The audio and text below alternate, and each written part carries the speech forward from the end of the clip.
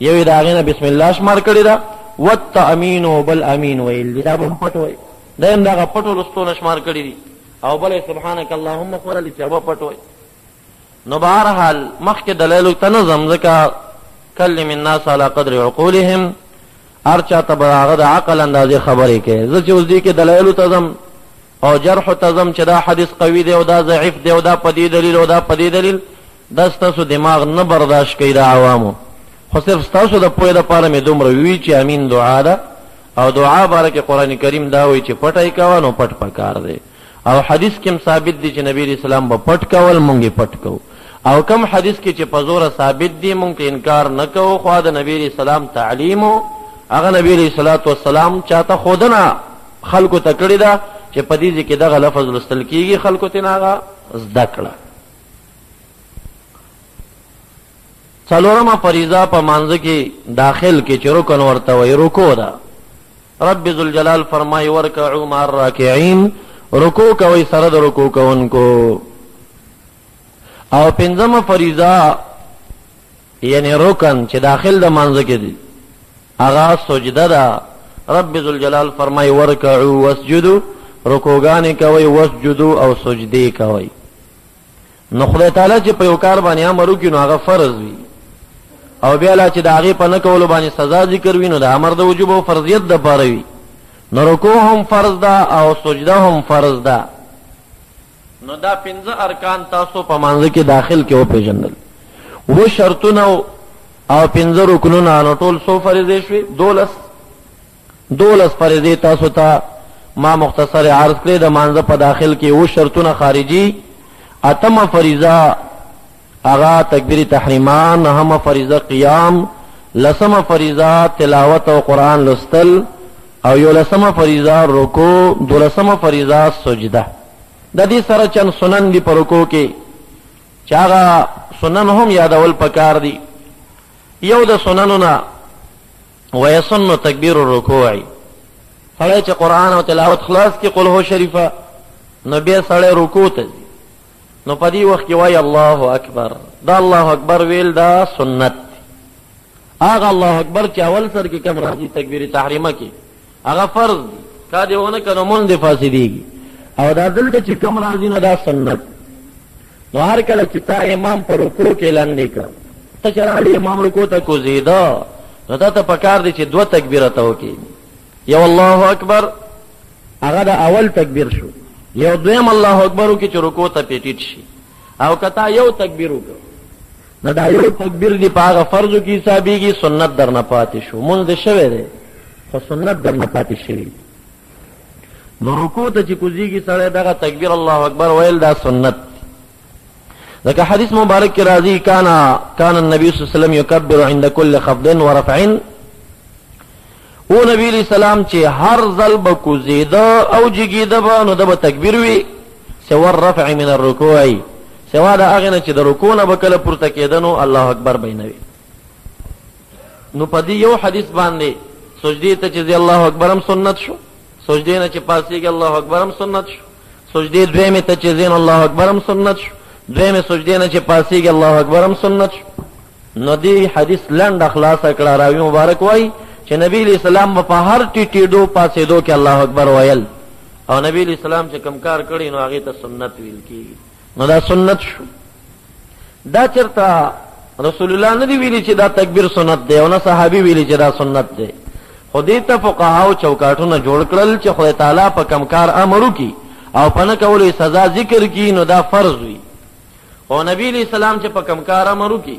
او په نه کولو سزا ذکر کړي نو دا واجب وي او نبی علیہ السلام چې کم کار وکي همیشه کله کله پریدي نو دا سنت دی مؤکد او نبی علیہ السلام چې یو کار یو ځل وکي او نور نه یې کړی پریښی دې ته مستحب وایي او یا ورته سنت زوائد ویل کېږي دا چوکاټ فقهاو جوړ کړو دین کې څومره شی دی په دې باندې هغه یې ورته وکتل چې دغه خبره کې خدای تعالی امر کړی دی او په نه کولو یې سزا ښودلې ده نو دا فرض دا واجب شو دا سنت شو دا مستحب شو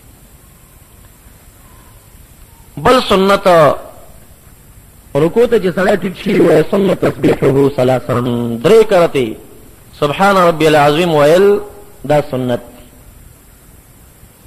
حدیث مبارک کی راضی اذا رکع احدکم فلیقل 3 مرات سبحان ربی العظیم وذلک ادناه. محبوب علیہ السلام فرمائی کله چې تاسو یو کس سجدی تزي نو دې سبحان ربی العظیم او درې کرتی خدای ادنا دا کمی دادی کدی نه زه تول سو غواړي بس زید دی کی ځان لپاره سبحان ربی العظیم درې کرتی دا سنت شو. کله سړی یو کرتی وې درې کرتی او نو وای نو دا رکوع وشوا خدا دا سنت نری شي ځکه سنت درې کرتی او کدا سي مقراله چې تکل امام پر رکوع کې ټیټ ک او یا تداسل سسوی چې تا ځان نشو رسوله امام پسې امام در نو تیز اوچت شو تا دو کرتی لستلی دی امام در نو اوچتی دا اوس به تدریم کرتے سبحان ربی العلا پورا کې کده امام پسې به اوچتیږي نو فصحیح انه یتابعه. فقهای کرام فرمای بهترین طریقه خدا دا چې امام پسې پورته شه خو دا امام متابعت واجب دی او ستاره سبحان ربی العلا درې کرتے سنت دنو په سنت واجب م پرې امام پسې اوچت شه یو کرت دو چې دی ویلی بس کافی. البته د امام بارک خبر دار چې ولا یزيد الامام على وجه يمل به القوم. امام به دومره ډیر سبحان ربی العلا نه وایي چې قوم په ستړي دومره ډیر باندې وایي او دومره اوږد قرات لستل په مانځ کې او یاد سبحان ربی العلا دومره ډیر وایي چې رسو قوم په تنګيږي دا د نبی علیہ السلام بد ګڼل شوی عمل دی. نبی علیہ السلام دا بد ګڼل راځي عمل.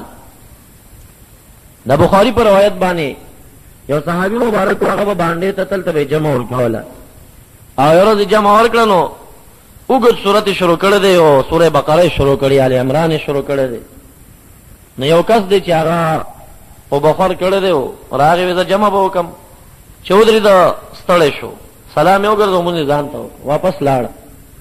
امام چې سلام وګرځو دا سو کو فلانه نو هغه باندې ډیره بد ولګیدا ودا هو منافق دی چې ما پسې مونږ نه کوي نو دا منافق ته کې هډر بټ کېو. هغه صحابي مبارک چا خبر ک محبوب علی السلام ته شکایت یوړه چې فلانی ماته اوچ پوچ منافق ویلې غالبا هغه معاذ رضی الله عنه راوي وخت ورته وی چې دا تاولې ته منافق ویلې دی وې په مانځه ولاړو ما ده راغه ما پسې منځونه ک وې مون دی ولې ونه ک یا رسول الله ستړم او د چې نو سوره بقره یا ال عمران شروع کړو بيخي کو زیدنه سلام یو ګر خپل مونږ نه نو نبی اکرم صلی الله علیه وسلم هغه امام ته دومره غصه شو او ورته وای چې انک لفتان یقینا ته چې کوم نه په فتنه کې ورځون کې سره ته خلق په فتنه کې اخته کې درې کرته دا خبر ورته تکرار کړه چې تا خو خلق په فتنه کې واچو او بیا ورته وی چې ته امام جوړیږي نو ته د قوم د ضعیف خلکو خیال ساته.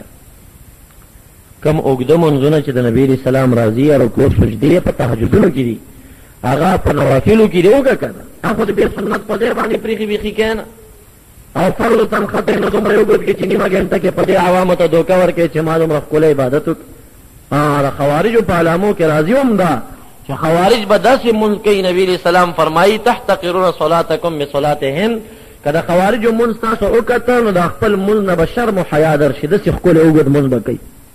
او نبی علیہ السلام فرمایي چې هم کلاب او جهنم دا به د جهنم سپی بیا په جهنم کې مونږ به دغه سې کوي خو به د جهنم سپی. نو بعض خلک په دې لوګه کېږي چې یاره ډېر اوږد مونځ یې وکړه او ډېر ښایسته مونځ یې وکړه نو اوږد مونځ وکړه خو تهجد وکړه نفل وکړه او دې کې داسې انداز کې کوه چې خلک پې تنګ نه کړي.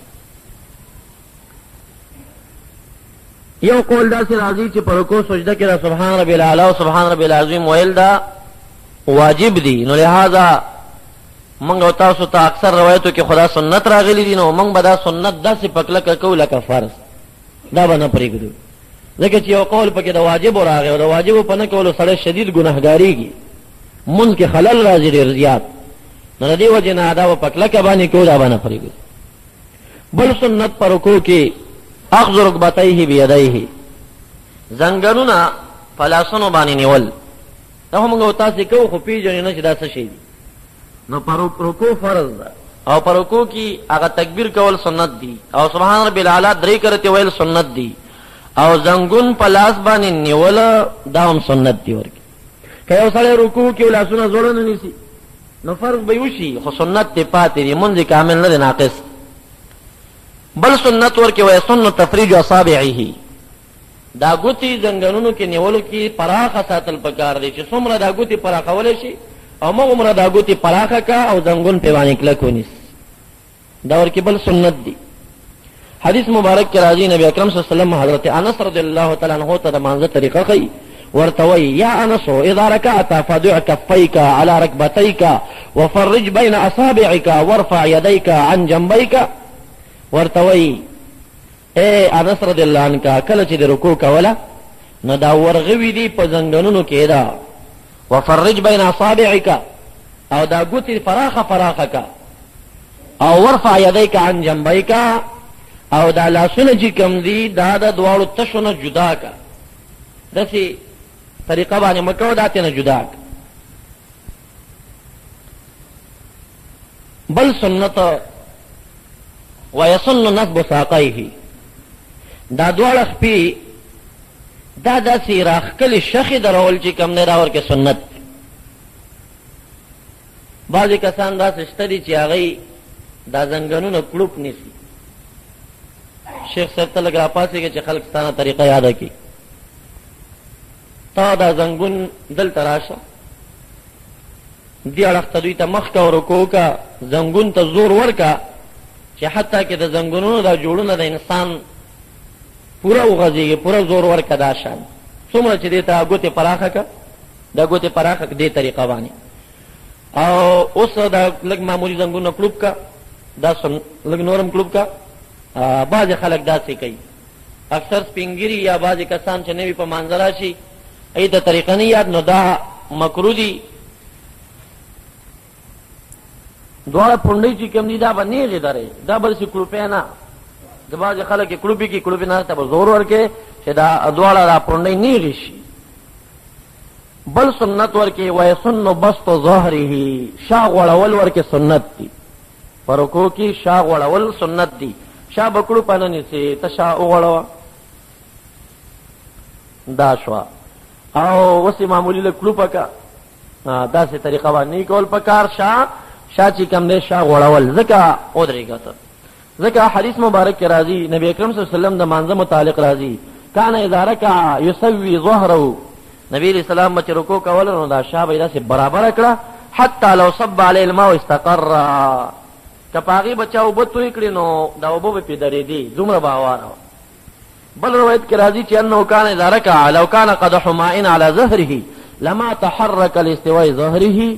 محبوب علیہ السلام به چې رکوع کوله که چا به د پاسه پې د اوبو پیالۍ کېښوده نو د اوبو پیالۍ به خوځېده نه، ځکه ده به دا شا دومره هواره کړې وه.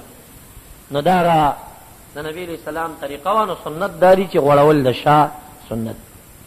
بل سنت ورکې ویسن تسویة راسی بعجزه، شاته د کناټو د اډوکي سره به دا خپل سر برابر ساتي، نه به سر اوچتې نه به د سر تېنه ټیټ وي نه به د تېنه سر اوچتي. نو برابرول د سر د شاته د ملا د اډوکي سره دا ورکې بل سنت دی. ته ځان برابر کا چې دی وګوري نو سر برابر دی. او دا کم چې تاسو لږ جګ ګورئ نو دا پکول دی، هغه پروا نه کوي ځکه دا پکول په سر دی نو دا برابر دی، بس دا صحیح طریقه ده. نو دا سنت دی برابرول د سر د رستو د کناټو سره، ځکه چې نبی اکرم صلی الله علیه وسلم کان اذا رکع لم یشخص رأسه ولم یصوبه ولكن بین ذلک، نبی علیہ السلام به نه سر تېنه اوچټو نه به یې سر ټیټو بلکې درمیان کې به یې د ملا سره برابر ساتلو. دا یو څو سنتونه نن تاسو دغه یاد کړه کېنل. بیا زه 11 او 12 فریضه چې رکوع او سجده هغه بیان شوي او د رکوع سره چند سنن هغه هم بیان شوي. نننی درس د رکوع او د سجدې په ضمن کې چې کم سنتونه دي د هغه سنتونو بیان دی. نو بل سنت چې کله رکوع کې سړی درې کرتی سبحان ربی العظیم وی یا زیات دی ادنا ده. نو د رکوع نه پورته کېدل یعنی یسن الرفع من الرکوع، د رکوع نه پورته کېدل دا سنت. خدا داسې سنت دی چې د امام ابو حنیفه رحمت الله علیه یو قول ورکې دا دی چې ان الرفع من الرکوع فرض، رکوع نه پورته کېدل فرض دي. نو د دې وجنا په دغه سنتو به ډېر تاکید پکار وي. بعضې هلکان او بعضې کسان داسې شته چې هغوی رکوع کې نو رکوع ته ټیټ شوي او همداسې ټیټ په ټیټه سجدې ته لاړ شي، رکوع نه بیا رانیغ نه شي. نو یو قول دا دی چې را پاسېدل ورنه سنت دي، خو یو قول دا دی چې دا فرض دي. نو موږ به دا سنت داسې په کلکه باندې کوو لکه فرض چې څنګه په کلکه باندې کوو. که دا چېرته فرض شي نو بیا خو به که سړی را پانسېږي نو مونځ به بلکل ونه شي. نو د رکوع نه را پورته کېدل سنت مؤکد او د بعضې علماو په نظر واجب او فرض دي. نو زیات تاکید په پکار دی چې رکوع دې وکړه نو بیا به نیغېږي او درېږي به. کله سړی زر مونځ کوي نو رکوع نه ډایرکټ ټیټ شي، نو دلته یو لوی خطر دی هسې نه چې دا مونځ دې خراب شي. که سنت هم شي نو سنت مؤکد نو مونځ دې ناقص او کمزوری شو، نو نیغ به ودرېږي. دا را پورته کېدل سنت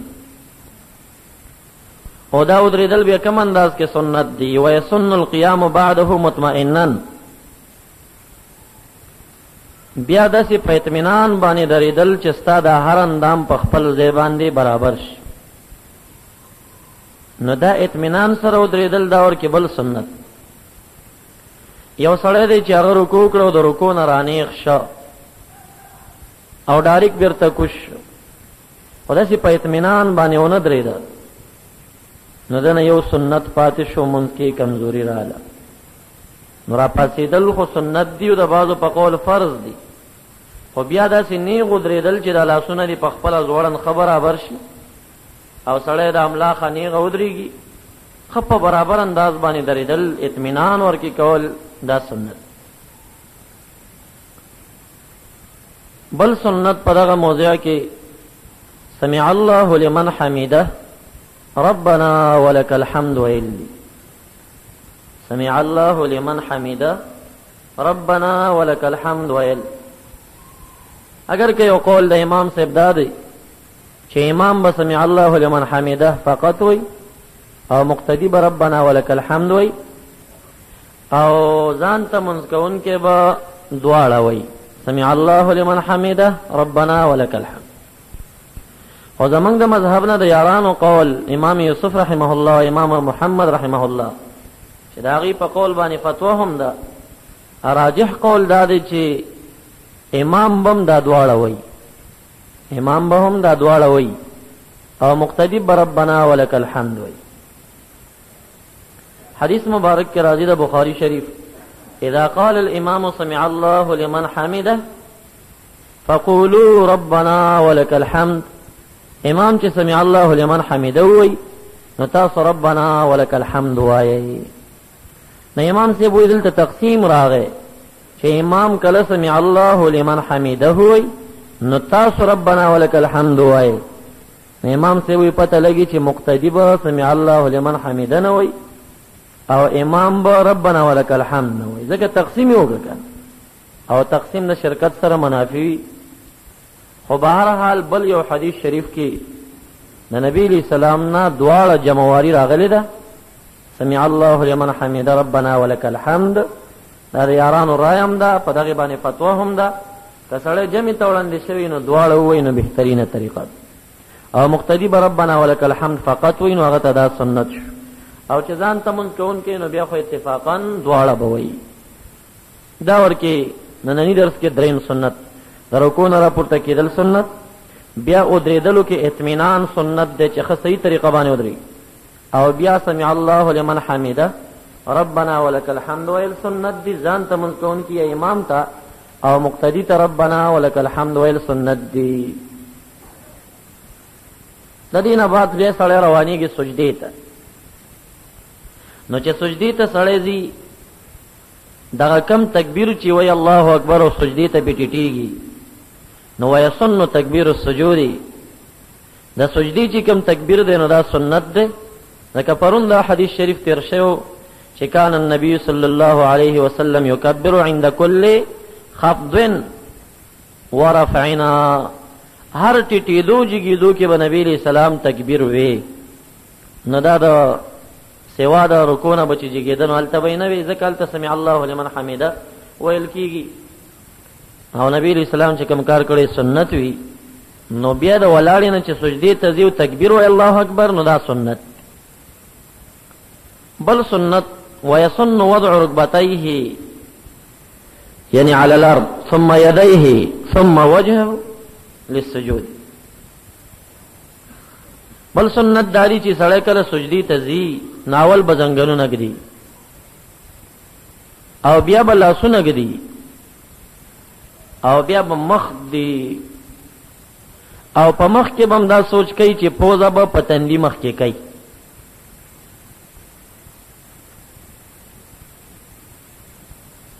نو کچا داسې سجده وکړه چې هغه د لاسونه د زنګنونو مخ کې کړل، نو دنه سنت پاتې شو.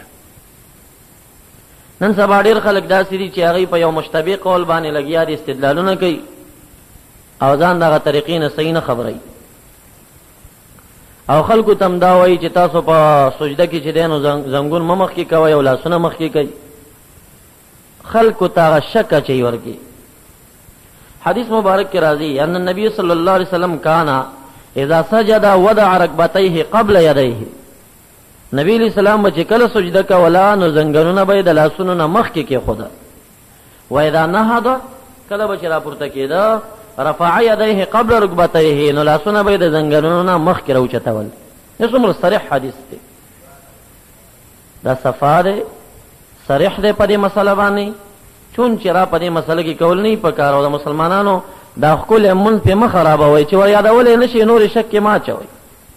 دور داسې دی چې امت مسلمه مسلمانان د اتفاق وګړي دي، اختلاف نه پوزو تراغلي دي، اختلاف نه امت ستړی دی، نور بس نور مه تنګوي.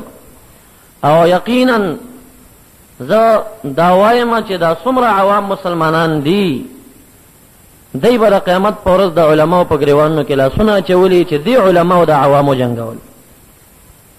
ای علماو څومره چې زمونږ اواز اورئ، د رب ذوالجلال نه یره وکئ، خشیت وکئ، ګورئ د رسول الله پر اختلاف ډېر سخت خفه کېږي. امتیان مه جنګوئ، نور بس دی. صحیح طریقه باندې مونځ ورته د مشران نه را پاتې دی، شکونه ورته پکې مه پیدا کوئ. ډېر کرت یو مستحب عمل به وي او دې چې کم کوي زمونږ مقتدیان دا ساده مسلمانان هغه به مستحب وي. لکه مثلا امین پټ ویل مستحب دی، یو امین په زوره ویل چې هغه نه تپوسو کې دا په زوره څنګه دی، دا مستحب دی. وی که چا پټ وي نو څنګه وي، ښه خبره ده. اوس دا یو مستحب هغه راټینګ کړی چې پټې وایي او ته پې د خپل مستحب ورمنډې او پلار د زوی سره جنګې، زوی د پلار سره، او جماعت باندې بیلې او دوه چته جماعتونه جوړې چې لاندې د یو اذان کېږي او پاس دی بل کېږي، لاندې د یوه جمع کېږي او پاس دی بله کېږي. نو سوچ وکړه چې دغه اختلاف دا به عظیم جرم یو که دغه امین په زوره ویل یا پټ ویل دا به جرم یې. هغه پټ ویلو ته خو دویم جرم نشي ویلی، وایي چې پټ هم جایز دی، هم مستحب دی، خو په زور هم څه ناروا ده. نو ډېر کرت یو مستحب عمل یو په هغې امتونه وجنګول.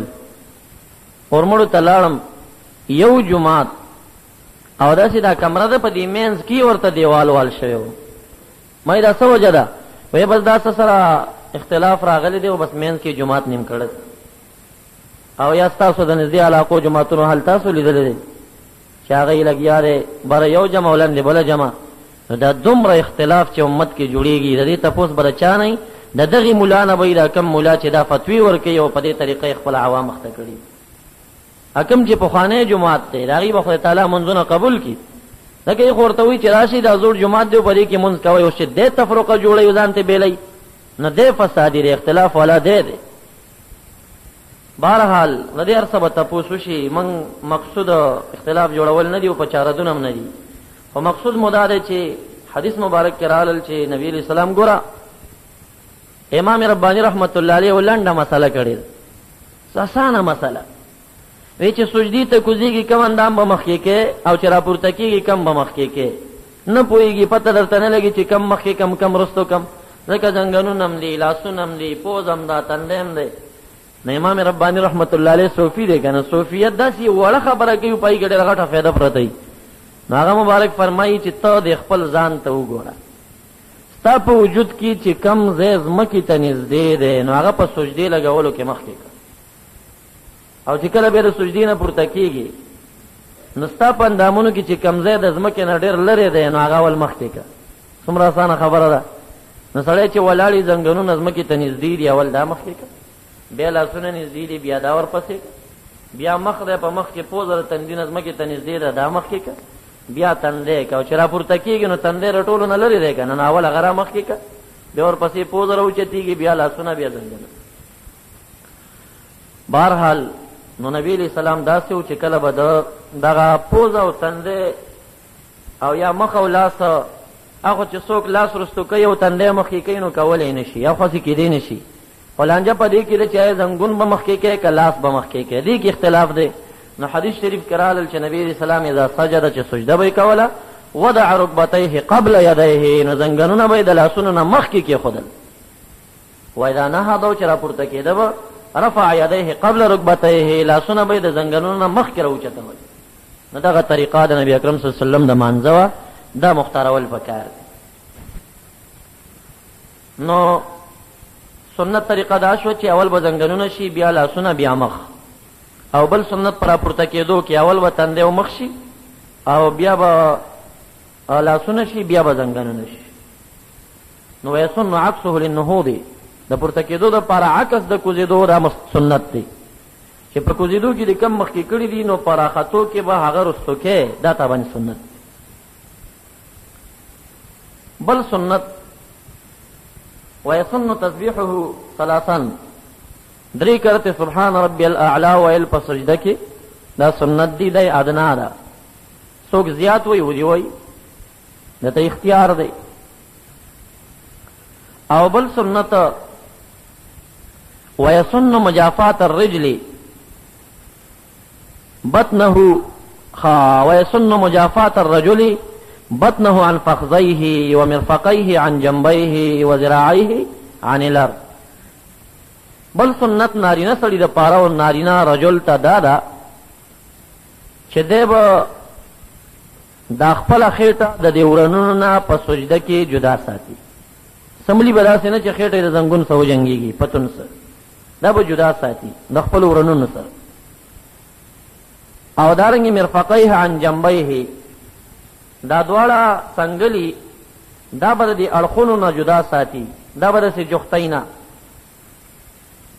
او دا شان ذراعیه علی الارض او دواړه څنګلي به د ځمکې نه جدا ساتي په ځمکه به شړمې نه اچوي نو دا یو سنت شو خو دې سنت کې درې سنت رالل په سجده کې به خېټه د ورنونو نه جدا ساتي څنګلي به د اړخونو نه جدا ساتي او دارنګې دا څنګلي چې کم دي دا به د ځمکې نه جدا ساتي دا طریقه د نارینهو دپاره سنت شو حدیث مبارک کې راځي ان النبي صلی الله علیه وسلم کان اذا سجد جافا حتى لو شاءت بهیمة ان تمر بین یدیه لمرت وی نبی علیہ السلام مبارک به چې کله سجده کوله نو خېټه مبارکه به د دې پتونانو نه دومره لرې وه داسې به جدا کړې وه تر دې که یو وړوکی بچی چیلوکی د چیلۍ یا د ګډې هغې به وغوښتل چې په دې منځ کې داسې تیر شي نو تېرېدی به شه دومره به یې دا خېټه مبارکه د پتونانو نه دا جدا ساتلې وه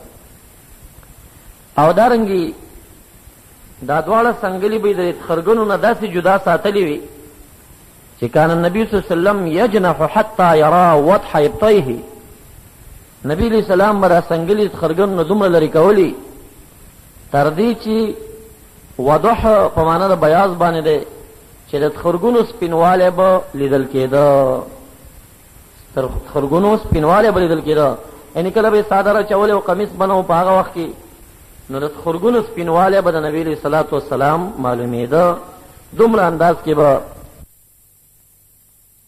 نور سپوږمۍ دا ستا رخسار ته نه رسیږي نور سپوږمۍ دا ستا رخسار ته نه رسیږي ستا د حسن سو مقدار ته نه رسیږي بهارونه خزانونه به ډېر راشي بهارونه خزانونه به ډېر راشي مدینې دا ستا بهار ته نه رسیږي دا کیسټ به تاسو ته د کیسه خوانۍ شاته په کباړي بازار کې په اهل سنت والجماعت کیسټ مرکز کې د فیض الله او اسد الله سره هر سات ملاویږي. تاسو سجدي لګولې نو د وجود بعض غوخه د بعض غوخه سره ولګوي. مبارک څومره حیاناک دی، څومره د حیا الفاظ وي. ګوره مبارک داسې هغه ښځو ته ونه وي چې د پتون سره د ورون سره د خېټه ولګوه، دی ورته ونه وي وی د وجود بعض غوخه د بعضو سره ولګوي. کنایه ورنه وکړه د حیا د وجې نه چې زنانه وي نو ورته وایي فضما جختی کوي زم کوي اونخلوي د وجود بعض غوخه د بعضو سره. فإن المرأة ليست في ذلك كالرجل. نبی علیہ السلام فرمایي ښځه د سجدې په حال کې د سړي په شکل نه ده، لأنها عورة. ځکه ښځه خو ټول یو پرده پوخه یو عورت دی، دا خو ټول عورت دی. نو دا د هغه انداز کې خېټه د پتون نه لرې نه ساتي، بلکې دا خېټه د پتون سره جوخته کې او د نخلي. نو امام ابو حنیفه رحمت الله علیه چې کوم منځ نارینه او زنانه ته ښودلی دی، دا فکر مه کوئ چې دا ګنې هغه به ځان نه کېناستو سوچونه یې وکړو. نه، هغه مبارک خبرې کړي دي، دغه د حدیث دلایل دي. هر خبر یو شي ته سنت وایي، په هغې باندې متصل حدیث دی. د ځان نه هغه ورته نه دي ویلي چې د ځان نه یو خبره کړې ده. ګنې نو ډېر خلک داسې معرفي کوي که نه چې بس مونږ قرآن او حدیث او مونږ اهل حدیث یو او مونږ قرآن او حدیث پسې روان یو او دا خلک نور امامان نه. دا غلطه خبر ده. قرآن او حدیث په عربی باندې دي، هغه یو ترجمان غواړي. نو د دې زمانې نام نهادو خلکو چې څومره نوې روشنۍ والا دي، د دې زمانې دروغجن مولیانې ځان ته ترجمانان کړل او مونږ او تاسو امام ابو حنیفه رحمت الله علیه د قرآن او حدیث ترجمان ځان ته جوړ. فقه د قرآن او حدیث ترجمه ده. امام شافعي رحمه الله فرمایي جميع ما قالت الائمه شرح السنه وجميع ما في السنه شرح القرآن. امامانو چې څه خبرې کړي دي دا د حدیثو ترجمه ده، او حدیثو کې چې څه راغلي دي دا د قرآن کریم ترجمه ده. نه په دې عوام نه دوکه کوي چې دا ورته دریم شی معرفي کړی دی چې ګنې دا مذهب ګنې یو دریم شی دی. دریم نه دی، دا د قرآن او حدیث ترجمه ده. او چې کوم سړی مذهب نه مني نو دی داسې وایي چې قرآن او حدیث الفاظ منم او معنی نه منم، نو دا سره مسلمان کېدی نه شي. ځکه د قرآن او حدیث ترجمه هغه معتبره ده چې کوم مشرانو کړې ده. او دې چې دې زمانې نه کوي څلورو مذهبونو چې سړی وځي فقط خرج ربقة الاسلام عن شریعة عن عنقه. د شریعت کړۍ د سټ نه وځي. دا فتوا خو ابن تیمیه هم کړې ده. ابن تیمیه هم فتاوا کې دا خبره کوي چې د څلورو مذهبونو نه یو سړی ووته نو د شریعت کړۍ د انسان د سټ نه ووته، څلورو نه بار څه نه دي پاتې. او دوی ښکاره چې کوم دی چغې وهي چې څلورو نه بار زمونږ به بېله لاره ده، اهل حدیث دی او فلان. اهل حدیث معنا خو ډېره ښکلې ده او موږ د اهل حدیثو خلاف نه یو، خو چې یو سړی خو اهل حدیث شي که نه. اوس یو سړی وایي زه اشاعة التوحید والسنه یم، نو دا خو ډېر ښکلی نوم دی. معنا یې دا د توحید خورولو والا او د سنت خورولو والا او شرک ختمولو والا او بدعت ختمولو والا. نو دې مقابله به څوک وکړي؟ نو دا خو هر سړی وایي چې دا ښه خبره ده، خو یو نوم دی او یو عمل ځان کې راوستل دي.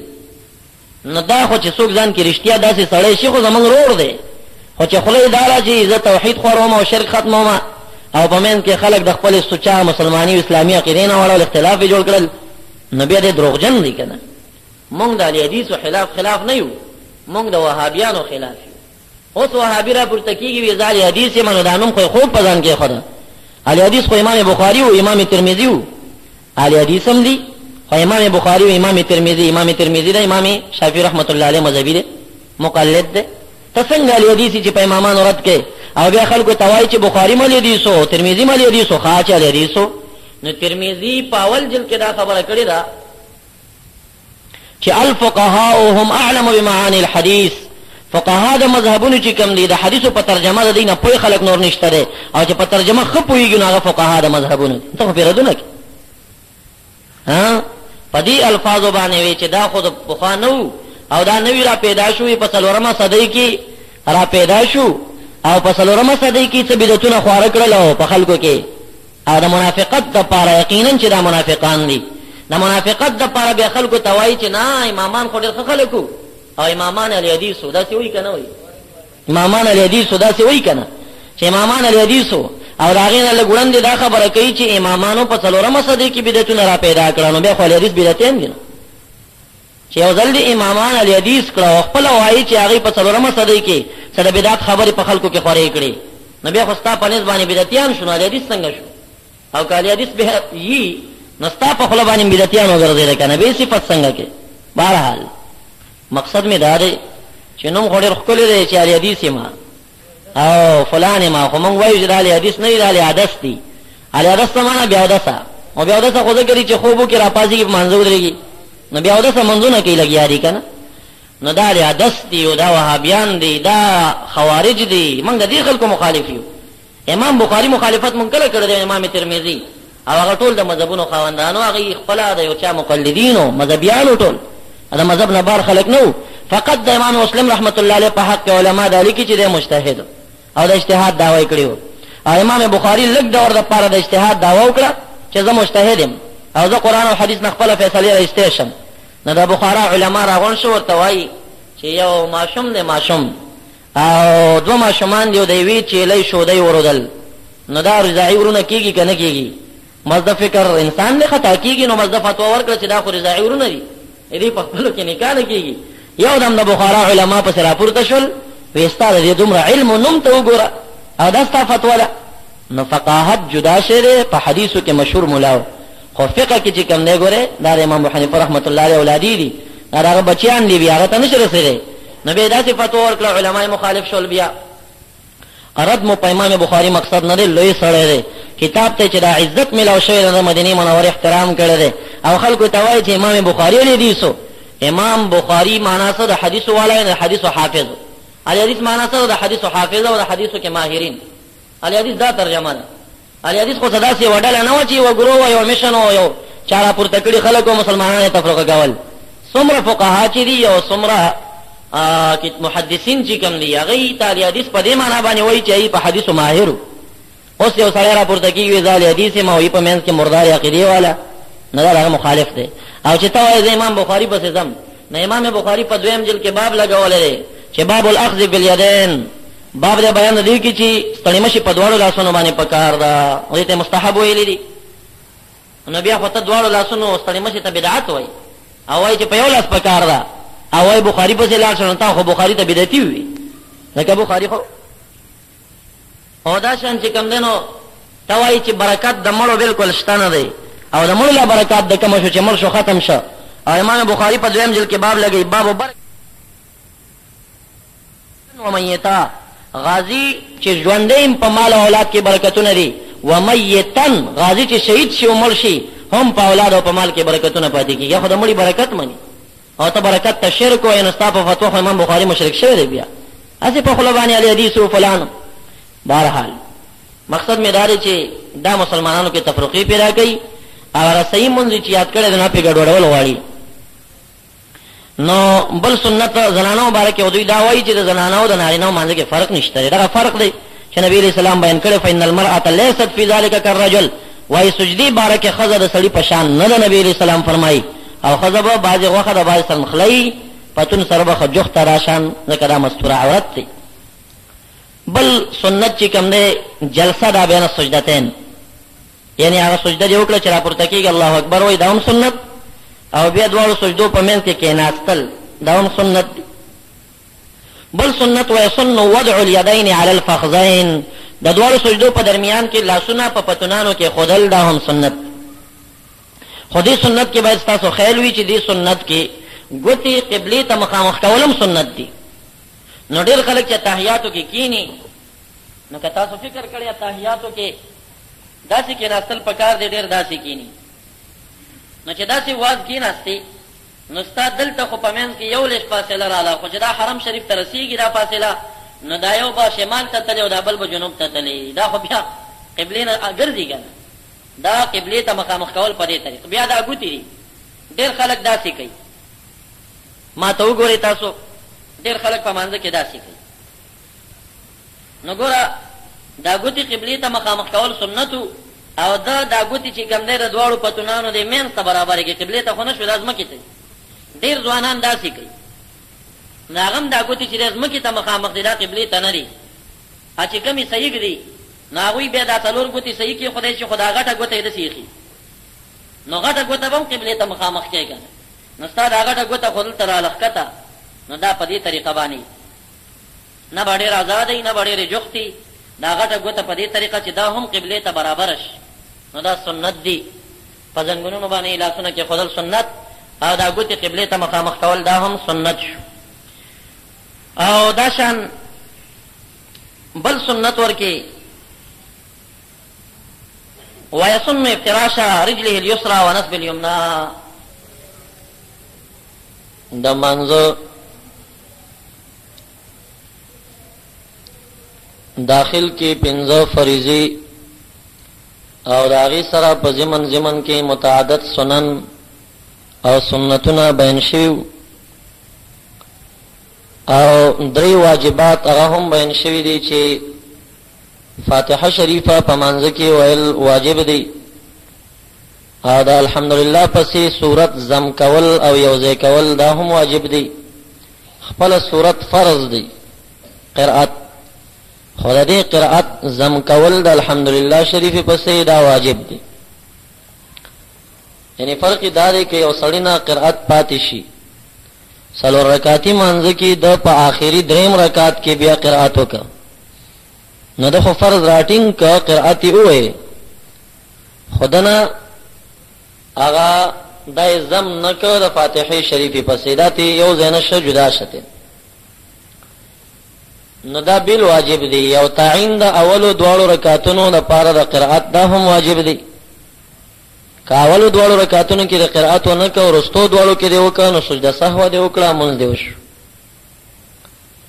نو 3 واجب چې فاتحه شریفه لوستل، ضم کول د قرأت د فاتحه شریفه پسې، او تعین د اولو 2 رکعاتونو د پاره د قرأت په فرضي 4 رکعاتي یا 3 رکعاتي مونږ کې، ولی په نفلو کې خټول ډک دی او په 2 رکعاتي فرضو کې هم ټول ډک دی. نن درس په مانځ کې چې کوم واجبات راځي هغه ټول واجبات خلاصوم، که وختون ان شاء الله باقی بعض سنن به هم پکې ویل شي. بل څلورم واجب په مانځ کې ويجب تقديم الفاتحه على السوره. الحمدلله په سورت باندې مخ کې ویل واجب دی. یو سړی دی چې په مانځ باندې شروع کړو هغه نه فاتحه یاد وته، او د فاتحه په ځای باندې ډایرکټ قران شریف تلاوت شروع، اوس دته کومه لاره مختارول پکار دي چې پاغه باندې د دامن بیرته صحیح شي. نو د چې قران شروع ک تلاوت دی مینس کې ور یاد شو چې مانه خو فاتحه پاتې ده، نو دې واپس فاتحه شریفه شروع کی او قرأت دی ورپسې بیرته وکي، نو دنه څه کارو شو؟ یو واجب ته نه پاتې شول، او واجب داو چې الحمدلله با په تلاوت او قرأت مخکې کې د مخکې نکړه قرأت مخکې کړه دي، نو واجب چې سړی نه په مانځ کې پاتې شي سجده سهو وکي، یو سجده سهو د اخر کې وکي نو مونږ به صحیح شي. دارنګي پنځم واجب ويجب ضم الانف للجبهه في السجود. سجدا په وند منو باندې دا فرض ده،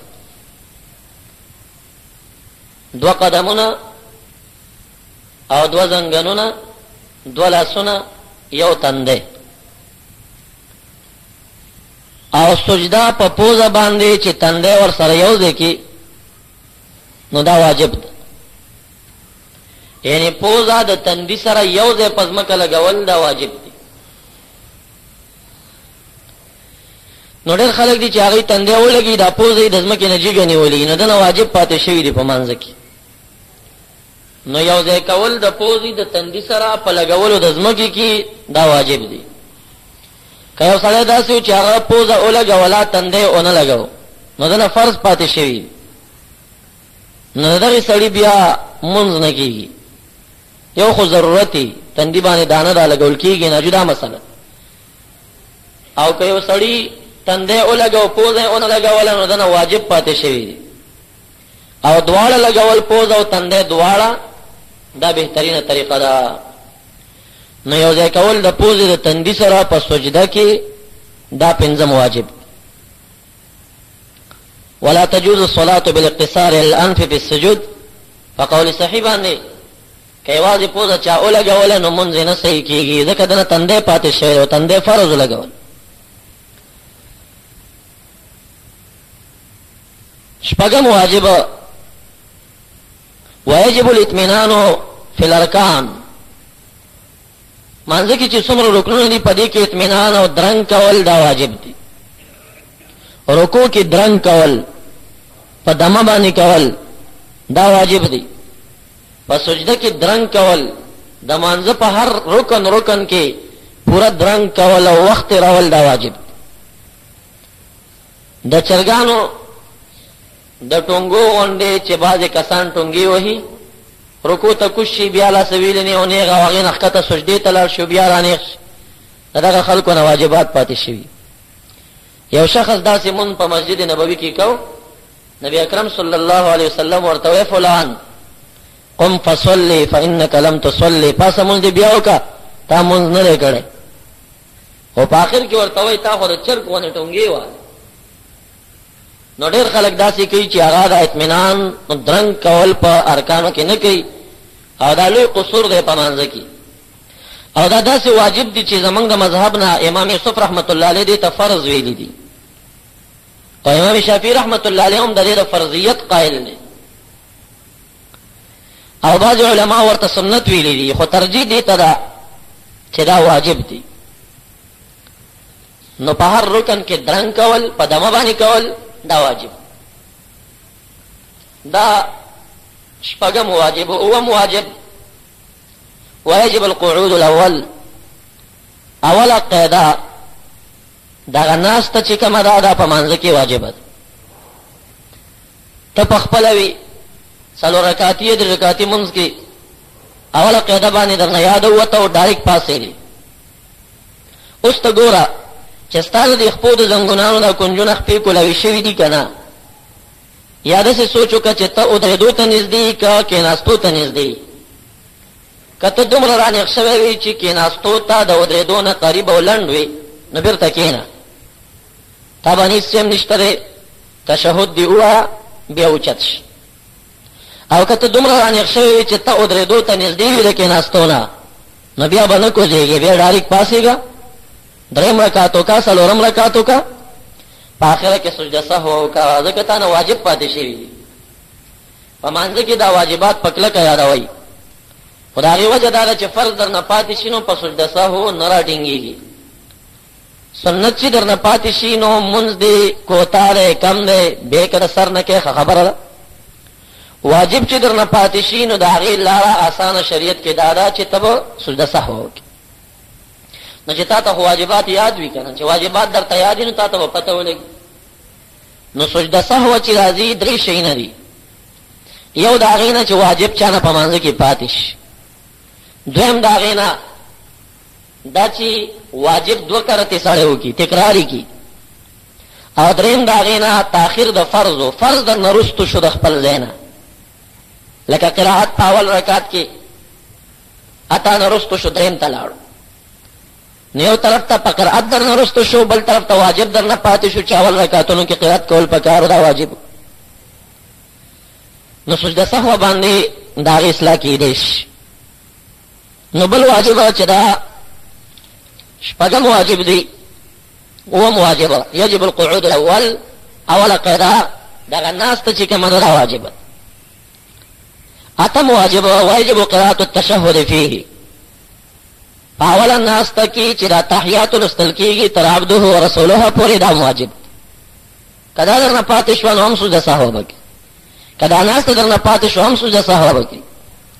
ډېر کله ته امامانو پسې خلک ولاړ وي، امام نه اوله قاعده پاتې شي نو پاسېږي، نو د شا د خوا نه څوک ټوخي کوي او څوک اوازونه ورته کوي، نو بعضې حامیان پکې د کښېنه اواز هم وکړي، مانځه منځ کې چې کښېنه، نو په هغې خو مونځ هم د انسان فاسدېږي، پښتو دې ورکې وویله. نو د دې طریقه دا ده چې امام پاسېده، تا باندې د امام متابعت لازم دی. نورې چغې مه وه، وسه پاسېدلی دی، اوس که د هغې نه بیا را کوزېږي نو مونځ یې خرابېږي ټول. هغه ولاړ دی، ته هم پسې ودرېږه، امام چې مولای پوهېږي نو سجده سهو به وکړي، که واجب ته پاتې شوي دي.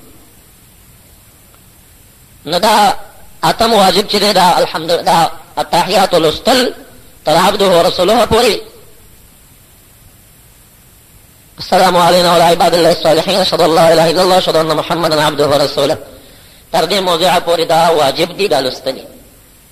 نه هم واجب ويجب قراءته في الجلوس الاخير.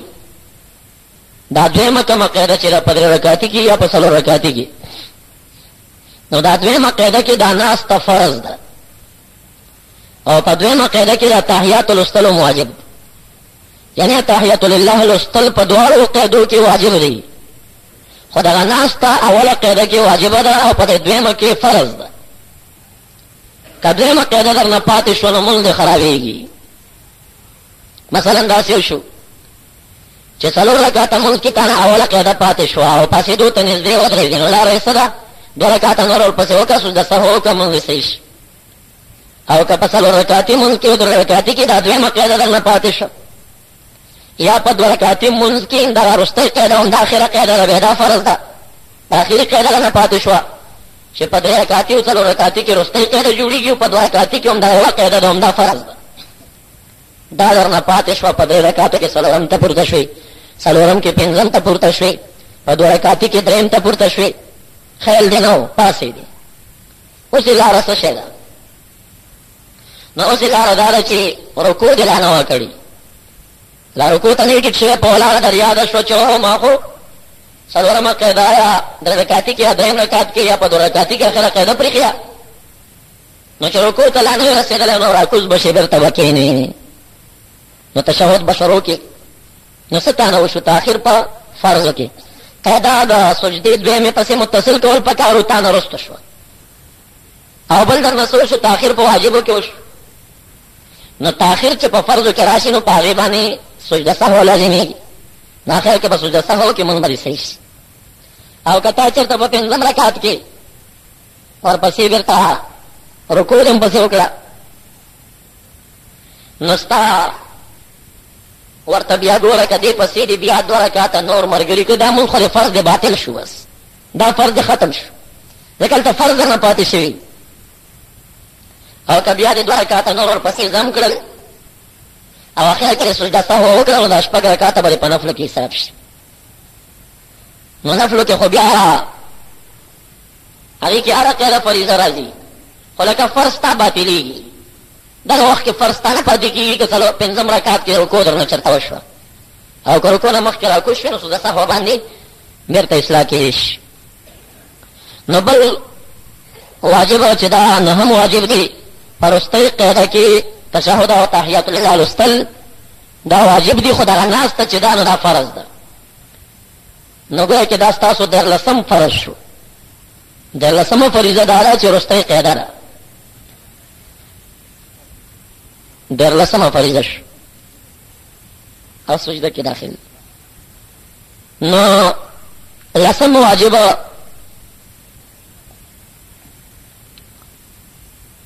ويجب القيام إلى السادسة من غير تراخ بعد التشهد. 3 رکعات ته پاسېدل د تشهد پسې متصل دا واجب دی، تراخي به نه کې. او که تا په اوله قاعده کې عبده رسوله پورې وویل او بیا ناست وي او درود دې شروع کړه، نو تا نه واجب پاتې شو. دا داسې واجبه مسله ده چې زمونږ په مذهب کې په اوله قاعده کې چا په فرضي منځونو کې درود شریف صحیح سه ولوستل نو سجده سهو پې لازمېږي. نو د هغې وجه دا ده چې په 3م رکعت کې د تشهد پسې متصل پاسېدل چې دي نو دا واجب دی، او چې ته متصل پاسېدې درود شریف دې شروع کړه نو تا نه واجب پاتې شو، نو سجده سهو در باندې لازمه شو. خو د امام ابو حنیفه رحمت الله علیه په مناقبو کې راځي چې د یو ځل دا مسله کله وکړه چې سړی په اوله قاعده کې درود ووایي نو د باندې سجده سهو لازمېږي. نو د شپې په خوب کې نبي اکرم صلی الله علیه وسلم ولیده، نو په خوب کې هغه د علم اندازه معلوموي او د ده سره مزاح غوندې، یعنی یو ټوکه ورسه کوي او ورته وایي چې امام ابو حنیفه رحمت الله علیک عجیبه خبره ده چې زما د درود په ویلو تا په خپلو مقلدینو باندې او خپلو تابعدارانو باندې سجده سهو لازمه کړې، دا زما درود ویل دومره لوی ګناه وه، هغه زما درود ویل دی او تا فتوا ورکړې ده چې دا به سجده سهو کوي. نو امام ابو حنیفه رحمت الله علیه نبی اکرم صلی الله علیه وسلم ته په خوب کې جواب ورکوي، ورته وایي یا رسول الله صلی الله علیه وسلم په دې مې په سجده نه ده لازمه کړې، نو مدا چې دا درود ویل ځکه په سجده سهو لازموم دا سجده سهو په دې باندې ور باندې لازم کړی دا دومره غافل ولې دی چې اوله قاعده او د دویمه فرق نشي کولای چې په اوله کې درود نشته دی په کې درود وایي دا دومره په غفلت د منځ ولې کوي نو ځکه مې فتوا سجده سهو ور کړی نبی اکرم صلی الله علیه وسلم په خوب کې دا جواب د امام حنیفه رحمت الله علیه ډېر خوښ بهرحال تایید د پاره مې دا خوب پیش کوو نه مسائل په خبرو نه ثابتېږي خدا اوله قاعده کې متصل پاسېدل چې کله تشهود خلاص شي دا واجب دی چانه چې تراخی وشو سجده سهو په لازمي یو لسم واجب واجب لفظ السلام دو کرته السلام علیکم ورحمت الله چې ویل کېږي دا واجب دی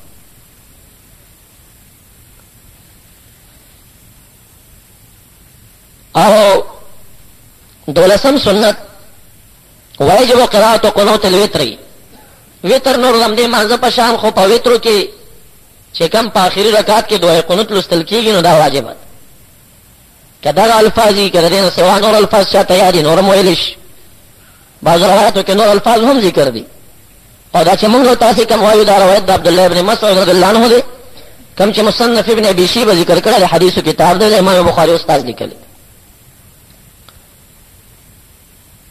در لسم واجب تکبیرات العیدین اختر منځونو کې چې راکم تکبیرونه کیږي دا درې دا زیات تکبیر زوایت چورته وي اول رکعت کې درې دویم رکعت کې درې دا هم واجب سوار لسم واجب تکبیرة الرکوع فی ثانیة العیدین دا دوالو اختر منځونو کې دا د رکوع ته چې سړی ټیټېږي نو دا تکبیره دا سنت دی خو یوازې په اختر کې په اول رکعت کې نه په دویم رکعت کې د رکوع تکبیر واجب دی دا مسله ګورې یاده کړئ یوازې د اختر په منځونو کې رکوع ته کوزېدو پاسېدو سجدې ته تلو تکبیر انتقال دا خو سنت دی مخکې مونږ بیان کړي خو صرف د اختر په منځ کې په اول تکبیر کې نه اول رکوع رکعت کې نه په دویم رکعت کې چې کوم هغه درې تکبیرونه وشي څلورم تکبیر باندې چې رکوع ته کوزېږي نو دا څلورم تکبیر د وجه د موافقت د مخکینو تکبیرونو نه دا واجب